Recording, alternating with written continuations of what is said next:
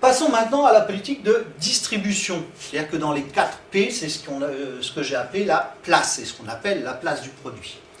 Alors 4 flèches, on va retrouver notre cycle de vie.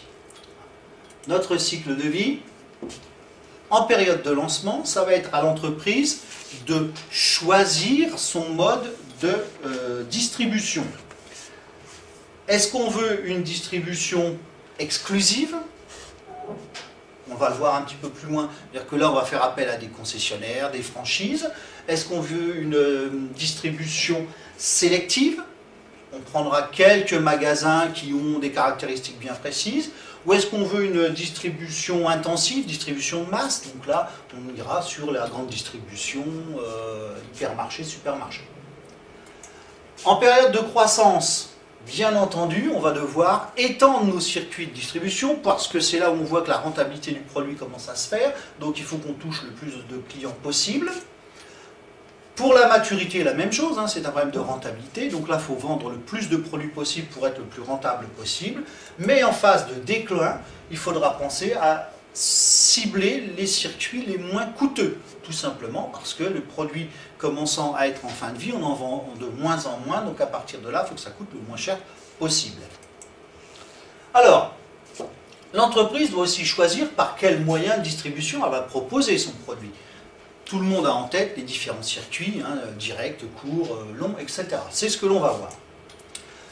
Alors, avant cela, on va avoir donc un petit rappel des 3 éléments qu'on a vus tout à l'heure. Alors, la distribution intensive, je le rappelle, c'est une distribution la plus large possible. On veut toucher le plus de monde possible. À partir de là, c'est la grande distribution, les centrales d'achat. La distribution exclusive, on veut réserver notre produit qu'à certains, entre guillemets, clients privilégiés. C'est le principe des franchises, des concessionnaires. Exemple, Renault ne vend ses véhicules neufs que dans des concessionnaires, chez les concessionnaires Renault. Et puis notre 3e élément, c'est la distribution sélective, où là on va sélectionner quelques commerçants pour leurs compétences, pour le lieu dans lequel ils se trouvent, les centres-villes, etc. Si je prends l'exemple de la parfumerie, par exemple, Chanel ne va distribuer que sur certaines parfumeries. Alors, voyons maintenant donc nos circuits qu'on appelle aussi canal. Alors le canal direct, c'est le plus direct, c'est ce qu'on va voir, c'est du producteur au consommateur. Alors c'est ce qu'on peut trouver sur les marchés, vous allez faire votre marché, vous achetez vos légumes au petit maraîcher du coin, c'est ce qu'on trouve dans les AMAP, les associations pour le maintien de l'agriculture paysanne. Donc là, on a une rémunération directe du producteur par le consommateur, sans intermédiaire. Deuxième type de circuit, qu'on appelle le circuit court, toujours notre producteur, mais avant d'arriver chez le consommateur, on va passer par un détaillant. Alors, bien entendu, ce sont ce qu'on appelle les détaillants indépendants. Parce que tout détaillant qui serait franchisé, les petits détaillants alimentaires comme les 8 à 8, etc., dépendent de grands groupes, de grandes centrales d'achat, donc eux, ils sont plus sur des circuits longs. Et on en arrive donc à notre consommateur. L'intérêt, là aussi, c'est qu'il n'y a qu'un intermédiaire, donc la marge, elle, il y a quand même une marge de plus, ce qui veut dire que soit le consommateur paye plus cher, soit le producteur est payé moins cher. Je l'expliquerai un peu plus en détail sur le circuit long. Ce circuit long, toujours notre producteur. Mais là, on va passer par ce qu'on appelle des grossistes. On peut même des fois avoir en plus des centrales d'achat qui vont revendre à des détaillants. Alors quand j'appelle détaillant, ça peut être un petit magasin, mais ça peut être aussi un supermarché ou un hypermarché. Et tout ça se finit dans le caddie du consommateur. Et là, au niveau du prix, il y a plusieurs techniques. Soit on garde le même prix par rapport aux petits producteurs du circuit court, ça veut dire qu'à chaque fois, chaque intervenant prend sa marge, ce qui fait que le consommateur va payer plus cher en fin de compte. Et si vous regardez bien dans la grande distribution, les prix sont généralement équivalents au circuit court, voire moins chers. Mais comme il faut quand même rémunérer les intermédiaires, c'est souvent le producteur qui se retrouve à devoir vendre moins cher que s'il vendait en direct. C'est pour ça qu'on a même certains producteurs qui vendent à perte.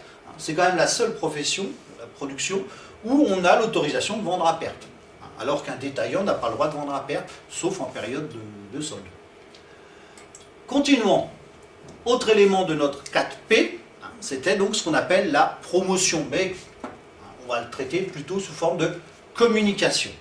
Alors là aussi, on retrouve nos éléments concernant le cycle de vie du produit en période de lancement. C'est évident qu'il va falloir tester le produit, faire des expérimentations, des promotions, de la pub pour commencer à le faire connaître. Donc là, souvent la communication coûte cher au moment du lancement. En période de croissance, là aussi on voit qu'il va falloir augmenter nos ventes parce que le produit commence à avoir sa rentabilité, puis il faut qu'il soit rentable, sinon tous nos investissements liés aux études qui ont été faites pour le fabriquer ne seront pas financés. Donc là, il faut accentuer la communication. Alors on le verra par quels moyens après. En période de maturité, on peut commencer à réduire la communication, tout simplement parce que le produit peut avoir une certaine notoriété et entre guillemets se vendre seul, sans avoir besoin d'un soutien de communication. Et en période de déclin, ça devient inutile, tout simplement parce que si on envisage de vendre, enfin pas de vendre, de supprimer le produit, ça ne sert plus à rien de le promouvoir. Alors, l'entreprise doit mettre en œuvre des moyens donc, pour faire connaître son produit. Le moyen le plus connu, c'est ce qu'on appelle la publicité. Alors la publicité, elle va tirer le consommateur vers le produit. Alors ça, on en connaît tous, on va les détailler. Un premier type de publicité, c'est la publicité à la télé.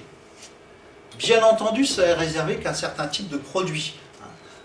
C'est pour des campagnes nationales, on veut toucher l'ensemble des consommateurs. On est plus ici sur une distribution intensive.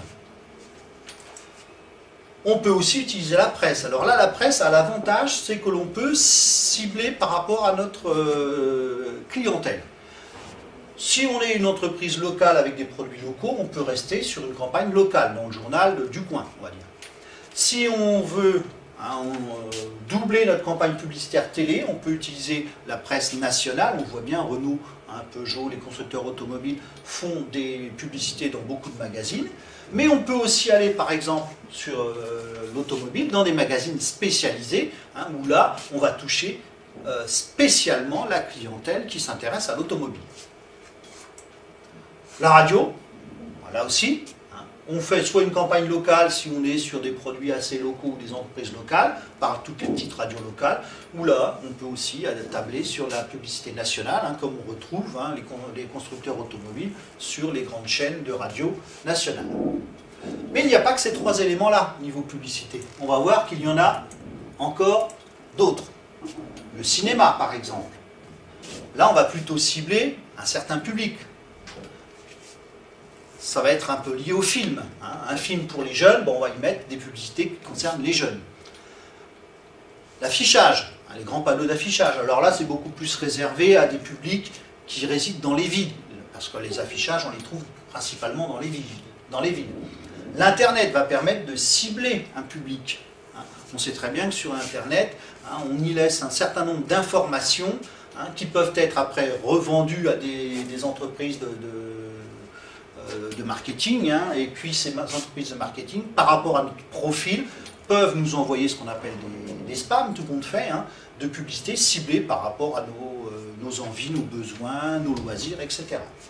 Et puis la téléphonie qui est un petit peu dans le même esprit, c'est ce qu'on appelle le phoning, on est régulièrement interpellé par téléphone sur les énergies renouvelables, etc. Donc là, c'est quelque chose qui se développe de plus en plus. L'autre élément important, c'est ce qu'on appelle la promotion des ventes. Alors, la promotion des ventes, elle, c'est l'inverse de la pub dans le raisonnement produit. Elle pousse le produit vers le consommateur. Quels sont les moyens? Alors ça, c'est vrai que ce moyen-là, l'animation en magasin, ça peut être très intéressant en période de lancement. Faire tester notre produit, des dégustations, des petits jeux, des coupons de réduction, tous ces éléments-là, on va les retrouver en période de lancement, les bons de réduction. Les jeux, là on voit qu'on peut aussi avoir ça dans nos boîtes aux lettres, avec des jeux à renvoyer pour gagner des réductions.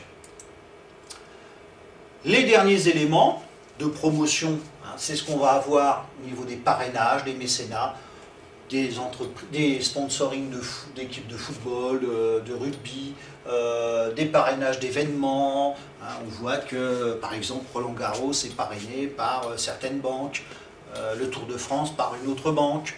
Hein, donc là, on voit qu'on peut parrainer. Hein, ça permet de donner une image. Hein, alors là, ce n'est pas un produit, mais c'est à une entreprise. Mais l'idée est toujours la même. Les relations publiques, participation à des salons, des foires, des portes ouvertes. Des entreprises hein, régulièrement font des portes ouvertes de leur siège social, de leur unité de fabrication pour faire connaître leurs produits, tout comme un établissement scolaire fait des portes ouvertes pour faire connaître ses formations, participation à des salons, hein, les foires, etc. Donc voilà, j'en ai terminé avec cette leçon sur la démarche mercatique et je vous donne rendez-vous pour d'autres leçons. À bientôt.